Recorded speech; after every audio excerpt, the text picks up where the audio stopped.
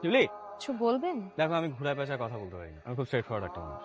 তোমাকে যেটা বলতে চাই সেটা হলো যে আমার তোমার খুব ভালো লাগে, মানে নর্মাল থেকে একটু বেশি ভালো লাগে। শিউলি, সত্যি বলতেছি কিন্তু। দাদা, ওয়ালাইকুম সালাম। গেল সপ্তাহ সন্ধ্যা দিয়ে দিছি, আজকে আবার কিসের টাকা? আমি আজকে চাঁদা নিতে আসি। তাহলে হ্যালো, রাখেন। তুমি আমার টাকা দিতেছো কিসের জন্য? আমি কি করছি? চাচা, এটা আপনারই টাকা, আগে ধরেন এটা। শোনেন চাচা, আমি সিদ্ধান্ত নিচ্ছি আমি আর চাঁদা মধ্যে বলতে নাই। চাঁদা না নিয়া এলাকার যেমনে উন্নয়ন করা দরকার আমি করবো, ঠিক আছে? থাকেন। আসসালামু আলাইকুম। ও চাচা, কোনো বিপদ হইলে কোনো ঝামেলা হইলে আমার স্মরণ করবেন, ঠিক আছে চাচা? আজকে একটা আজব ঘটনা ঘটছে।